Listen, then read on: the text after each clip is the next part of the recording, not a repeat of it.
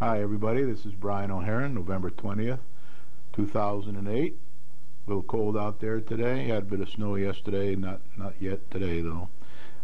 First thing I want to say here is I'll be off next week. That's Thanksgiving, and I got the whole family coming, grandchildren, 3 dogs, so I won't be having a show on that night. I figure not many people will be watching it anyway. I'll be back the following week, I think it's December 5th on a Thursday, for the next program.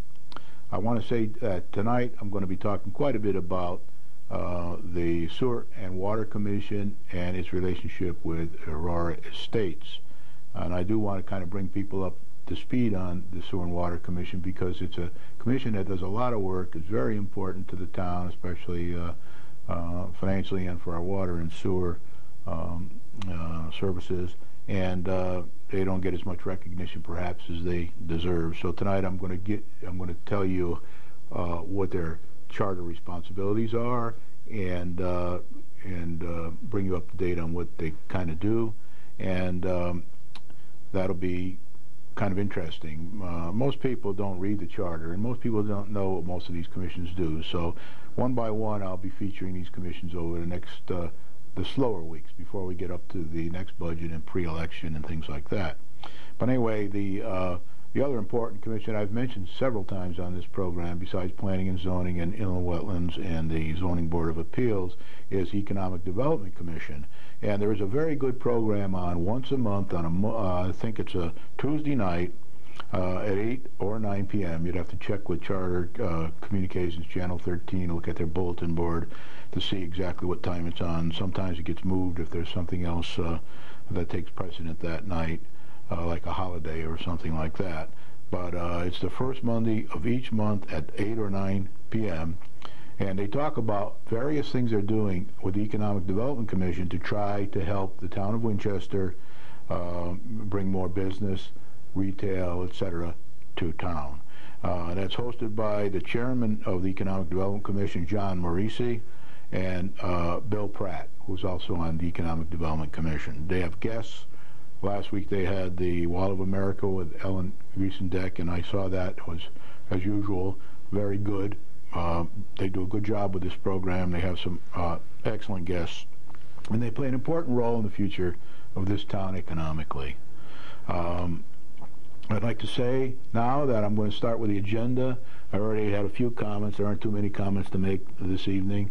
I'm going to talk again briefly about the 5th proposed budget, Aurora Estates' next steps. There was a meeting between the last time I was on and this time, a special meeting of Planning and Zoning to discuss Aurora Estates. And then I'm going to discuss quite a bit about the Water and Sewer Commission with any time available. And back of me again tonight you will see the map of the corridor between Winsted and Torrington, and I've got the markers on there for where some of these sites will be. I also have the charter with me tonight in case I have to read anything from the charter.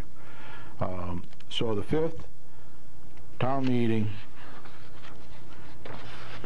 for the budget, fifth proposed budget for the year 2008-2009 will be held Saturday, 2 days from now, at 11 a.m., November 22nd, 2008, at the Gilbert School. Anybody who's interested in this proposed budget can attend that meeting and can sign up to speak at the meeting.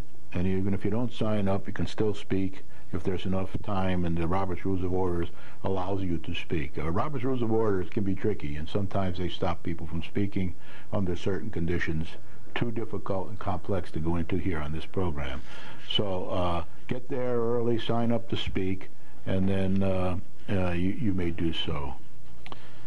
The subject, of course, is the proposed budget. You can't speak about anything you want to. You got to kind of address your comments about the budget. The proposed tax increase is 0.58 mils, or 2.34%. On the fourth referendum for the proposed budget for 2008 and 2009, it was 3.87%, so it's dropped back to 2.34%. Should this be approved at a referendum, which will probably happen in the first couple weeks of December, probably the second week of December. I'm not sure exactly the date. That'll be announced and will be in the papers, over the weekend, because it'll be announced at the Saturday morning, 11 a.m. Gilbert School proposed town budget meeting. Once again, I'll just put up the history here for this year. This is the fifth proposed budget for this year. It was first a 7.10% increase, and then was dropped down to 5.41% for the second referendum, then 2.88% for the third, 3.87% raised up to 3.87% for the fourth referendum, and now we're going into the annual town budget meeting for another try, and that's 0.58 mils, or 2.34%. I always like to remind people that a mill is now, since the revaluation, $816,900 as of a week or so ago when I checked with the town finance director and got the number from him. I just want to show you quickly again the town Aurora Estates, 225 condominiums. That's a subject of an appeal at the Litchfield County Courthouse in Litchfield by the developer of Aurora Estates, appealing a decision made by our Planning and Zoning Commission to deny a 300 unit condominium unit, 300 units condominiums up here off the Route 8 corridor down towards Torrington. You'll see it there singled out on the map next time you see the map. So this is kind of what it'll look like, and I got that from the Planning and Zoning office. I use it as an aid on the show. Now, there are next steps now are, bring you up to date on that, because these are very important for us. A decision to agree the settlement conditions for the Litchfield Court developer appeal was tabled until perhaps November 24th, 2008. Now that decision may or may not be made on Monday the 24th. I think they intend to make a decision on Monday at their meeting at 7 p.m. in the town hall, a regular planning and zoning meeting on the 24th. But I never say anything for certain on this program because things change all the time in this town and others as well. Wording changes required to answer a few remaining questions with the settlement conditions, which I outlined to you last week roughly, were resolved at a special planning and zoning meeting held on Tuesday, November 18th, 2008. I didn't go to that meeting. I was in the water and sewer meeting for a while, so I didn't attend that meeting. It lasted about a half an hour. I did see a TV camera there, so I imagine it'll be rerun on channel 13 or 15. If it hasn't been already, and if it has been, it may be run again. But if you want to watch that, you can do that. The settlement conditions may be voted on at the regular planning and zoning meeting on Monday, February 24, 2008. So I'm going to go into that meeting. We'll see what the vote is. Let's hope it's positive, because once it's positive, then we have to get on with the next steps here. If agreed, it will be presented to the judge adjudicating the developer's appeal at the Litchfield County Court. If the judge agrees to the settlement conditions, as expected, people here expect that if it gets agreed on Monday, that the judge will agree to the settlement, although you never know. He might have some technical questions or some legal questions, or there may be some delay there. But we expect that to be agreed sooner or later, if agreed on Monday. The developer will drop his appeal once the agreement is made, and Planning and Zoning will approve the project per the agreed 126 conditions that I told you about last week. You can get a copy of those conditions at the Planning and Zoning office down at the Town Hall, and while you're there, stop into same office, Inland Wetlands, Kathy Venezia, and ask her for a copy of the conditions for the inland wetlands for the same project. The developer will then submit an application to the Town of Winchester Sewer and Water Commission requesting approval for his plan to install sewer and water to his project. I don't know exactly when he'll be submitting that, but I'm sure that once he gets everything approved by the Litchfield Court in the town, then sooner or later he'll be in with his plans. I'm sure they've already had some preliminary talks between the water and sewer and the town director of the public works and some of the engineers involved. So some work has been done on this plan already, but more has to be done, and then it has to be finalized. So he'll submit an application to the commission requesting approval for his plan. They'll work on the plan, get everybody's satisfaction on it, and this plan is to install sewer and water to his project. Now, I must say, water is going to be the least of the concerns, because water already runs quite a way down the corridor to the state garage where you get your driver's licenses. So that'll be a minor problem. There's a 10-inch line there. It would have been proper, an 8-inch line there. It would perhaps been better for the developer if it was a 12-inch line, but he has expressed satisfaction with the 8-inch line. Just means he has to put water tower or two up on his property, up on the developments, and that's something he'll have to apply for. It'll be part of his plan, and then he'll have to apply to the state for permission to do that, which everybody tells me is kind of a simple procedure. The sewer must run from Main Street to his project, Main Street in Winsted, to his project, Aurora Estates, at the bottom of the corridor, in the corner between Mountain Road and Route 8, Old Route 8. The details have yet to be resolved and agreed with the Water and Sewer Commission and the state where necessary. Once the sewer is installed, it will then be available to others along the corridor. A couple weeks ago, I talked to you about synergy and the fact that the developer is responsible for implementing most of this sewer and water down the Route 8 corridor from Main Street. There is some question which I'll talk a bit about tonight, but if he does that, then it'll be available to any other developer or anybody else who wants to put in any kind of an industrial site or other business along that corridor going down to Torrington. So they have to pay to hook up to it, and they have to hook up to it themselves into their own yard, and that'll all come over time. But that will add more to the hookup fees. It'll add more to the recurring sewer and water fees, and it will also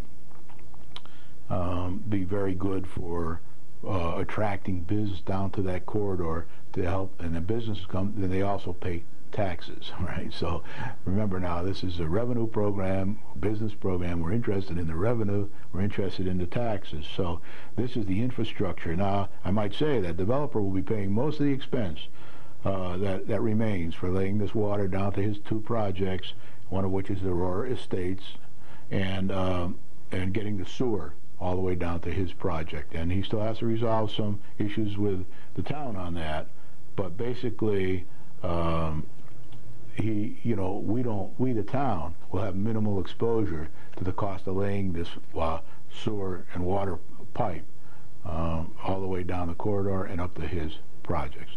At one time I thought, and I was told in meetings, that we might be able to sell water to the city of Torrington. When I checked it out this week, people tell me now that we probably won't be selling much water to the town of city of Torrington, because they have lost a lot of industry over the years and don't have the need for it that they had a few years back. So we're not going to get too much revenue from that. But should they ever have need for it again in the future, we'll have the water line down there. Now, I might want to point out to you, I've said so many times on this program, that Winsted is plentiful when it comes to water. We got plenty of water, right? And we have plenty of sewer capacity. A lot of sewer capacity thanks to the new sewer plant, and a lot of water capacity thanks to nature. So that's one of the reasons why people settled in Winsted. That's why one of the reasons we have all this manufacturing in our history a couple hundred years ago and over the last century and a half ago or whatever, because of the water. The water at that time drove all the machinery, and the water power was very, very important all through the whole Naugatuck Valley, not just in Winsted. So I think at one time there were like 80 or 90 factories in Winsted alone. So water were plentiful. When I went to all the meetings in inland wetlands and planning and zoning for this project, they could not emphasize how much water and sewer abundance they have here. I mean, it's just unbelievable. We got plenty of water and plenty of sewer. These projects, of course, will use some of it, but not all. So we're pretty safe in that area. It was a concern, but doesn't seem to be one when you talk to the experts. The developer must extend the new 8-inch water line from the State Motor Vehicle Department down the Route 8 corridor, Enterprise Corridor, property, down the corridor to the project, Aurora Estates. Once installed, it will be ready for use of others and along that part of the Enterprise Corridor. And we're all, remember now, we're talking between Main Street and Torrington, not between, not on the other side of Main Street heading up the road. Once the water and sewer plan is agreed by the Sewer and Water Commission, the developer will petition asking them for approval to incorporate it into the state POCD. So he wants approval, and he wants to incorporate it into the state POCD. So that's kind of what's going to happen there, especially for the sewer. If the town of Winchester POCD update, including the water and sewer plan, which is underway now, and the city is working on, the town is working on. Remember now, the existing selectmen granted money to the Planning and Zoning Commission for the first time in many, many years, totaling almost, if this budget gets approved the way it is, totaling almost $55,000 to update the plan of conservation development, which must be done in the next few years to satisfy the state. So that water and sewer plan is now in process for the Enterprise Corridor, is ready and adopted by the state. Prior to the developer approaching the state, the developer will only have to approach the state if a water storage and or pumper is to be used on the project. Now, we're pretty sure a water tower or two will be used on the projects, and pumper, I don't know if they're going to have a pumper or not, but that's what the state rule is. If you're going to have a water tower or a pumper, then you have to apply to the state for permission, and we'll go through whatever rigmarole they have to be able to get approval for that.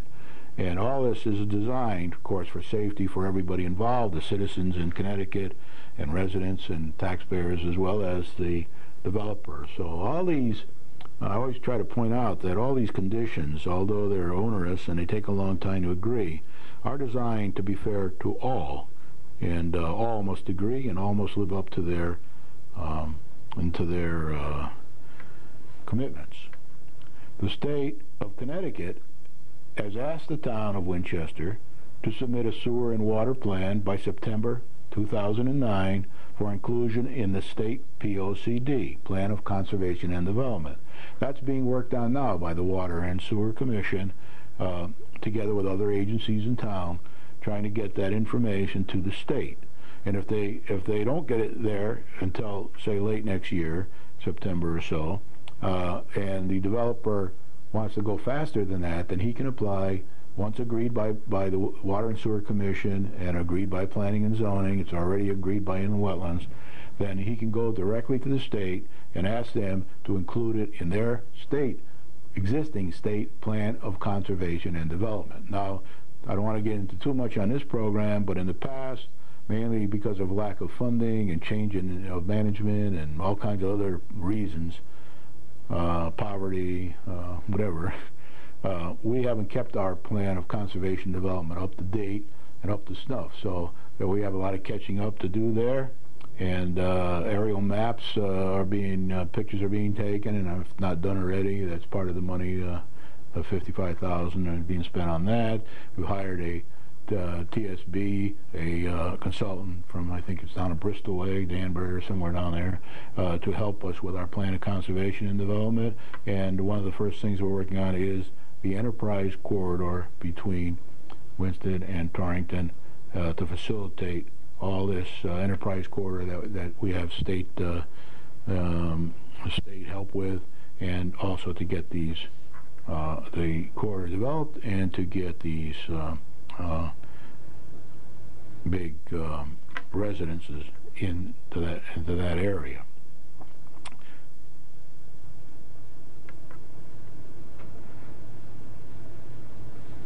Okay, the planning for that is being done. Leonard Engineering is involved in that.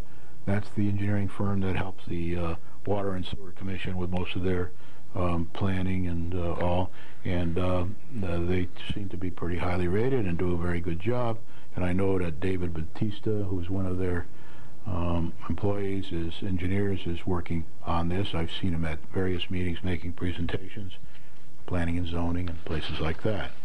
Now, I'm just going to refresh your memory on what's on the wall up in back of me, the enterprise corridor. I've shown this 2 or 3 times, but not everybody probably has been watching these programs. So what I want to show you is that Torrington is down here. Winston is on the other side of that line, right? Actually, the line is kind of close to where the used car place is down there on the corridor, and Mickey Ham's engineering company.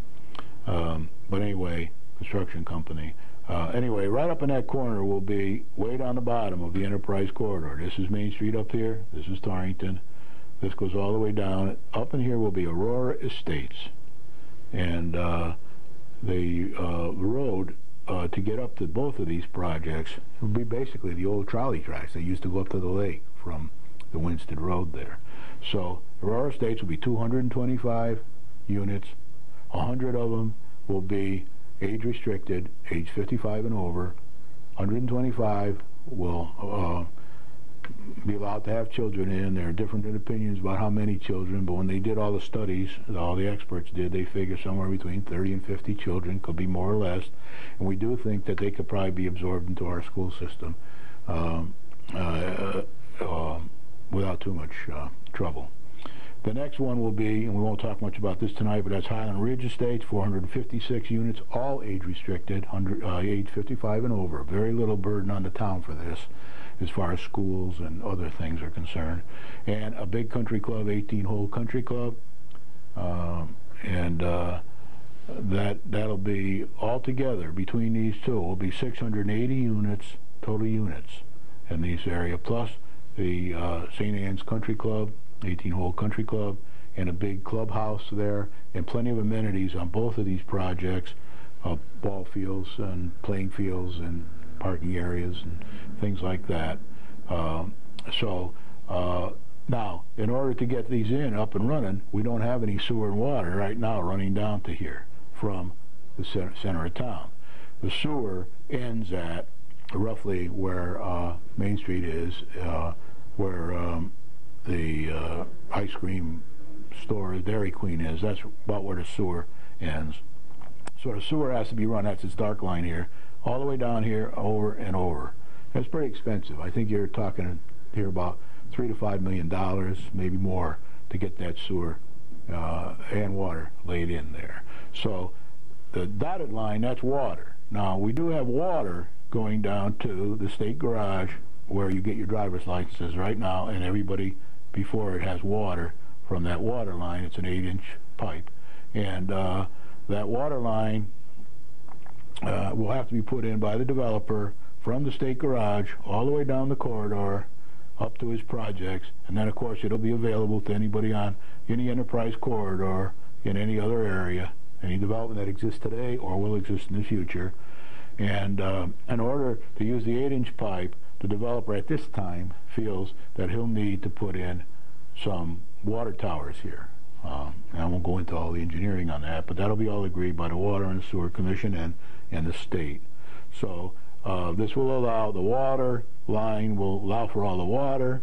There'll be hookup fees, and there'll be usage fees for both the water and the sewer.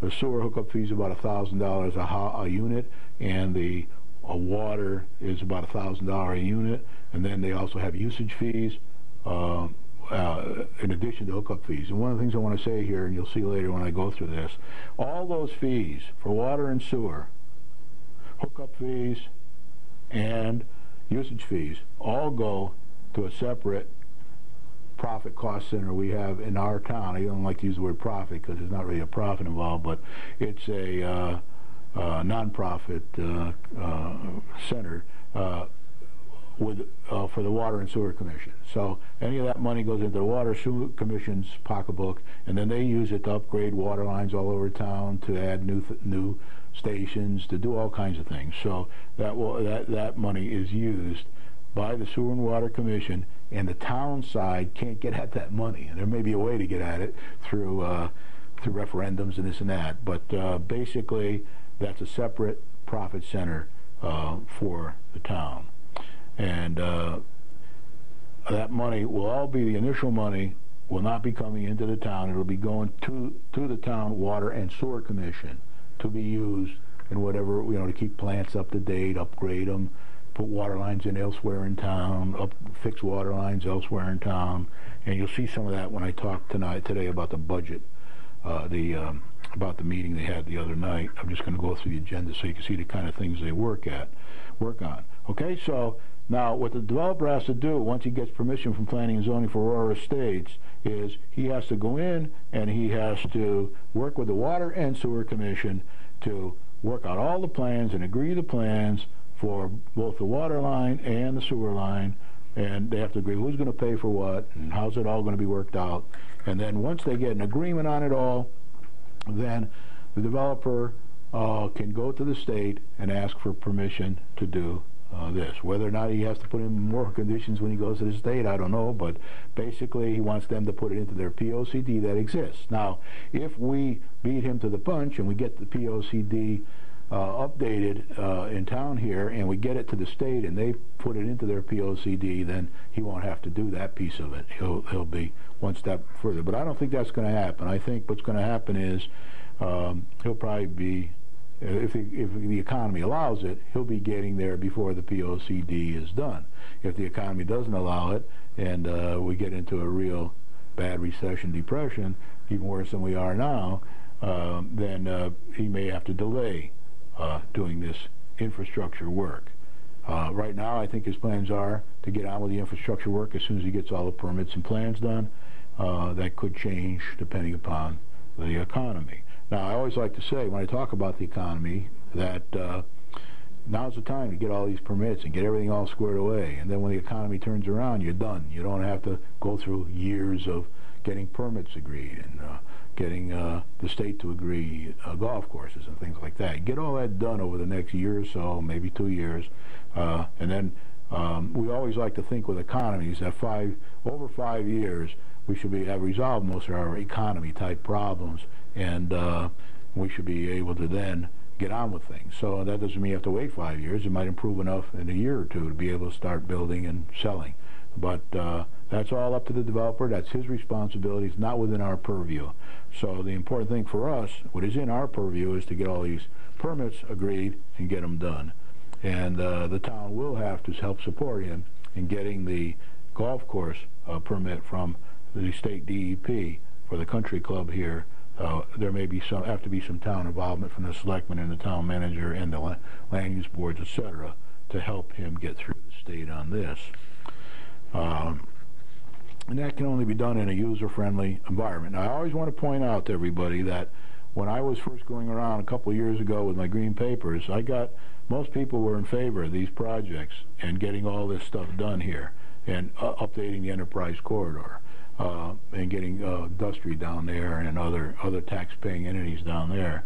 And the ones that were in favor were the Republican Party, and they were very actively working on this.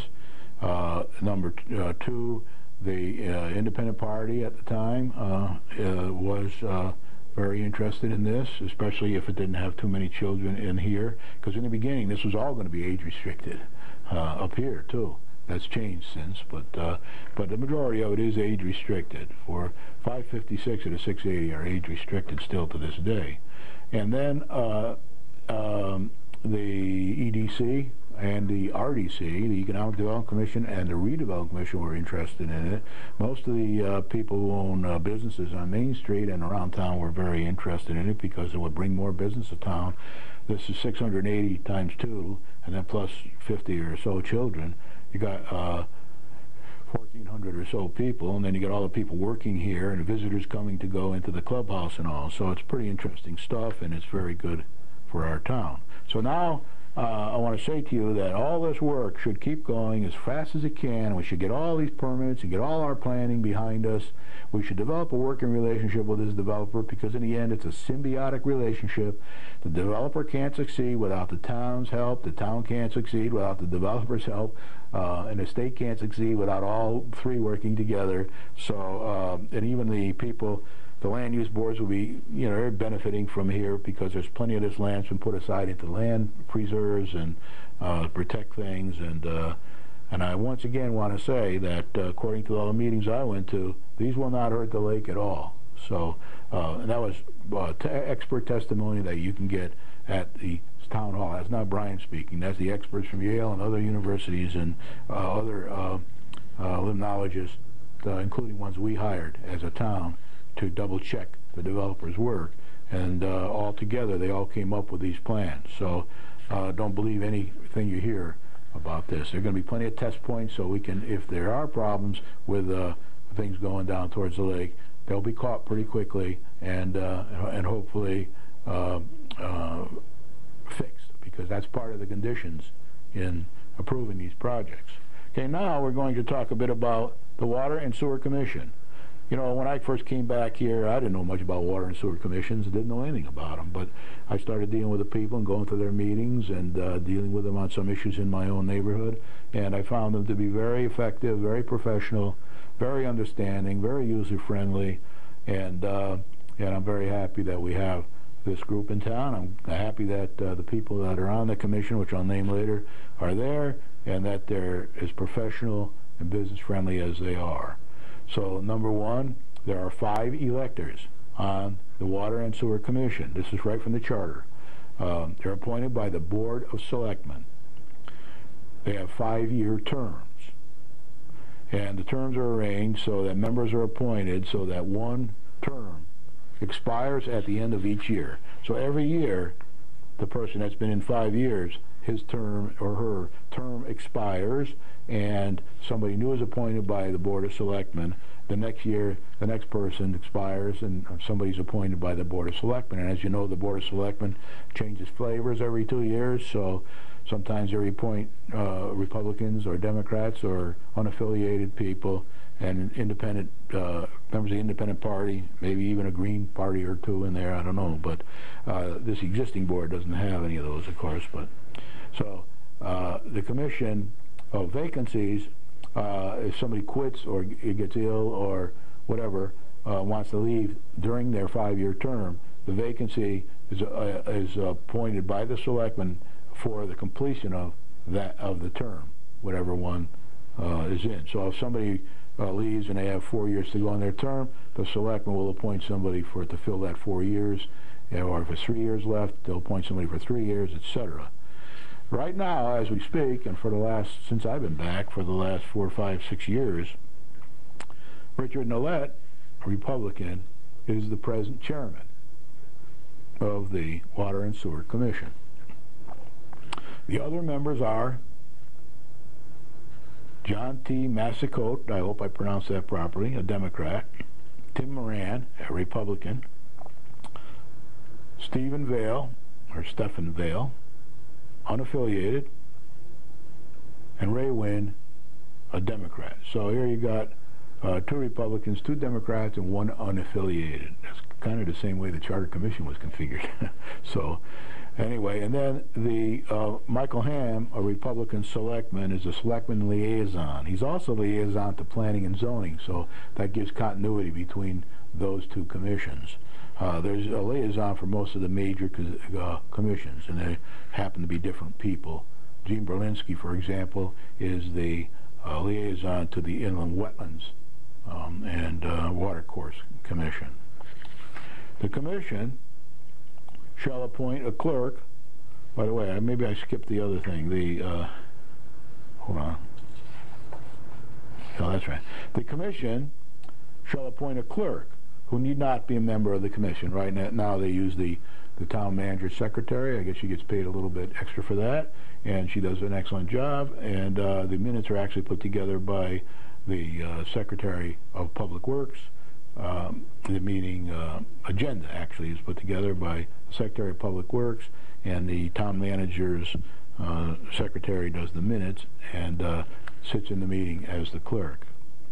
The commission may appoint an attorney and any other such employees as it may deem necessary, and it may prescribe and define their duties. So the commission needs attorneys because there's a lot of state statute type things involved and legal issues involved, and they need attorneys, they need engineers, and they can and other types of expertise, and whenever they need that, they can hire that, prescribe their duty, and define their duties. They have a budget.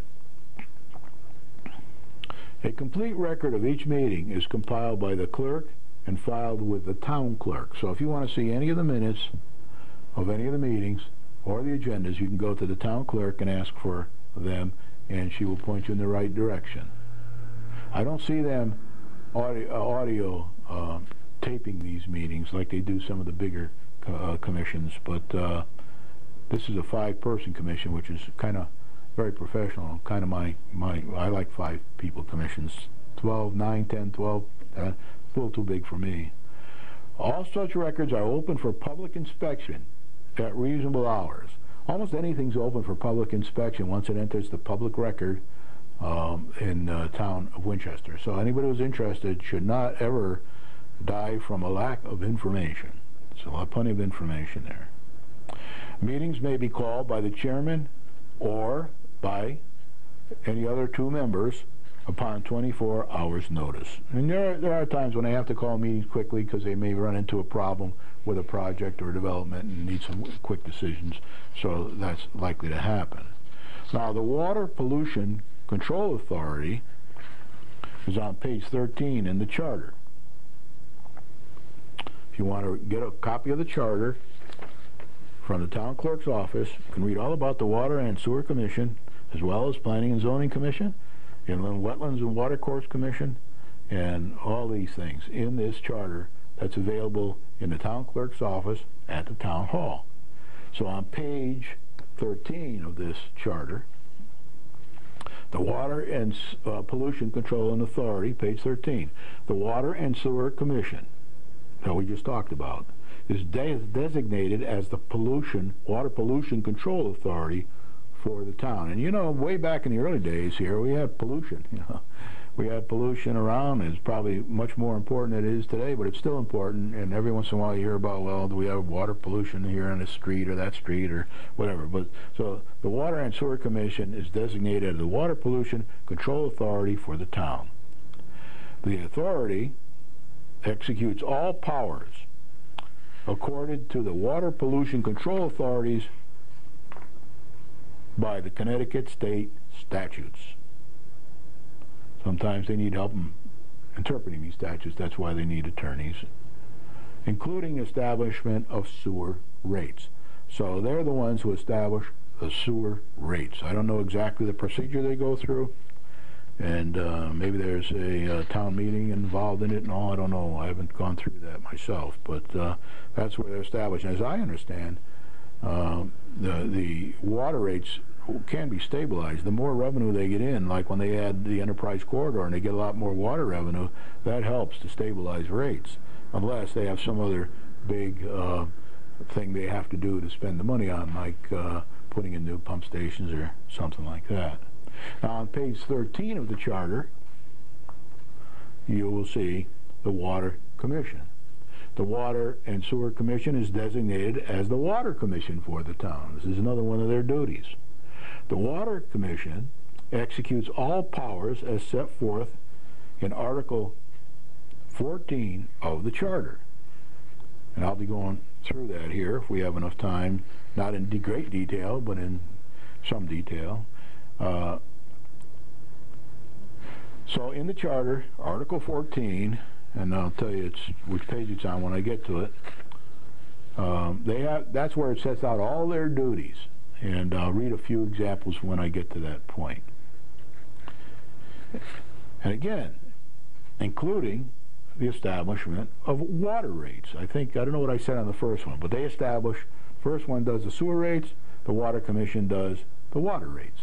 So, and we all pay water and sewer usage fees and installation fees and things like that, and that's what goes into their piece of the budget and their piece of the town financing and money thing. So now when we get all this stuff down the corridor and all these people in there, they'll be paying all this stuff. Hookup fees, $1,000 a unit for both sewer and water. That's $2,000 per unit.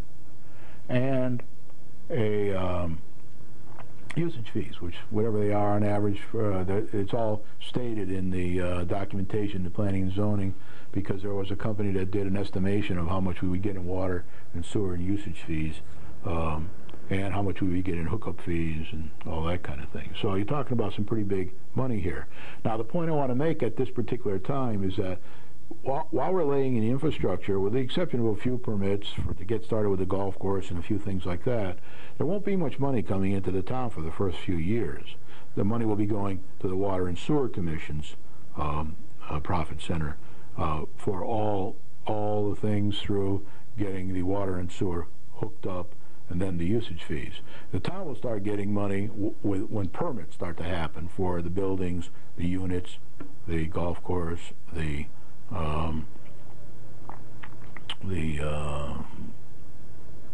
golf course, what do you call it, house, the big restaurant they're going to have, country club, really is what it's called, not a house. But so there'll be fees there as well.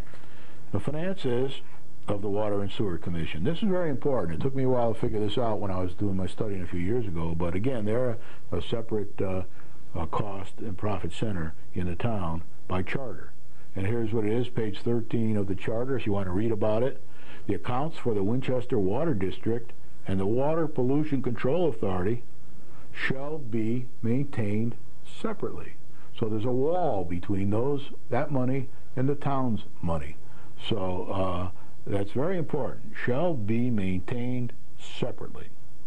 Now, I haven't personally looked into how we can get money over this wall into one side to the other, but this was set up purposely to keep the money over there, to keep the water and sewer in good repair and in growth and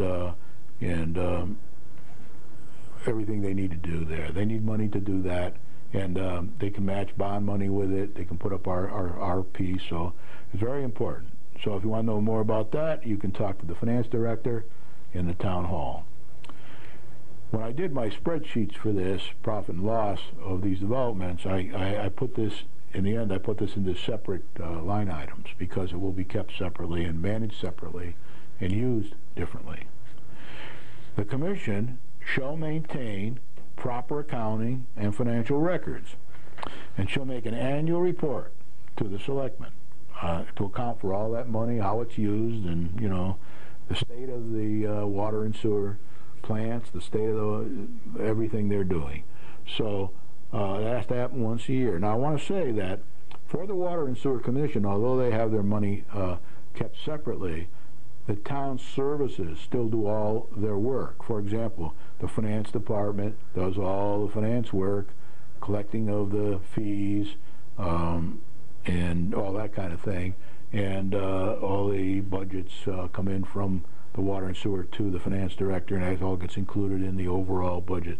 But so they don't have a staff. Now, the other thing they have is the public works director, who handles all that work, and I'll say a little more about that later probably, but that's with that happens with all, not only the public works people and the finance director, but all the resources they have available to them. For example, the finance director might need to use the bond experts if they're going to go for bonds for water and sewer things.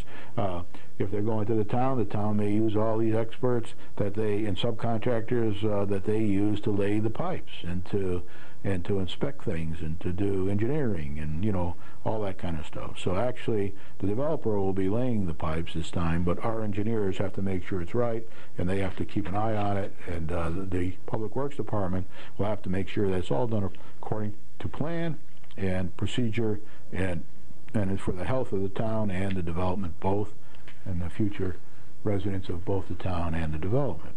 Now, I said I would go into Article 14. That's on pages 21 and 22 of the Charter.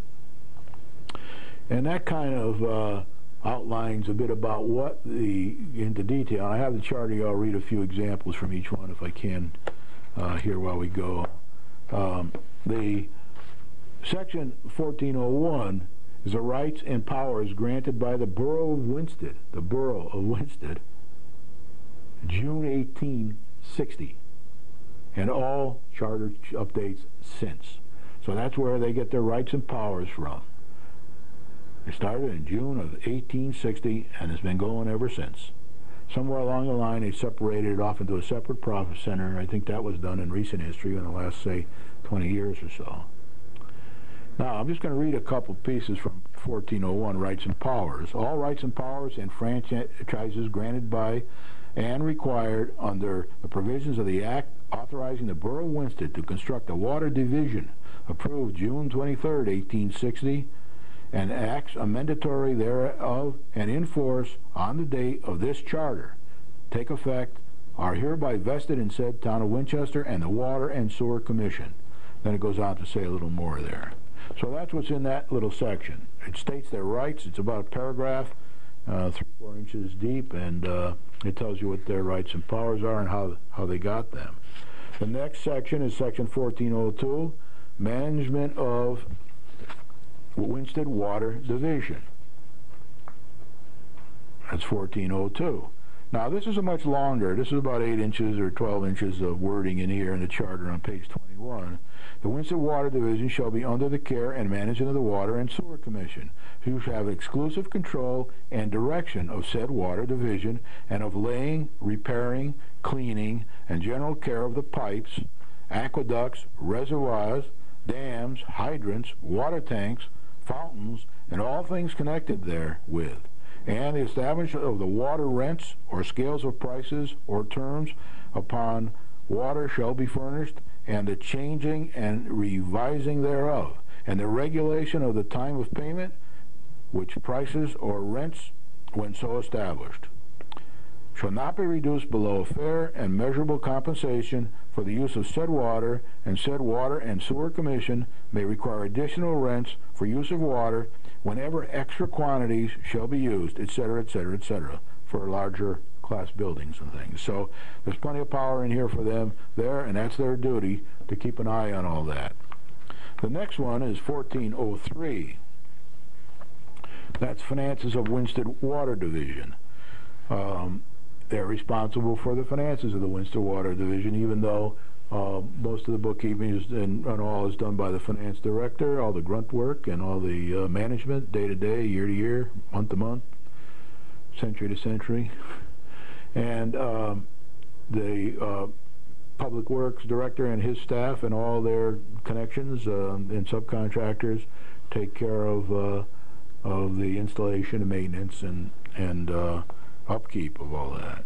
So I'm going to just read a bit from the Finances of Winsted. All income arising from the operation of said water division less the salary of the superintendent of the water division, and less the expense of operating, administration, maintenance,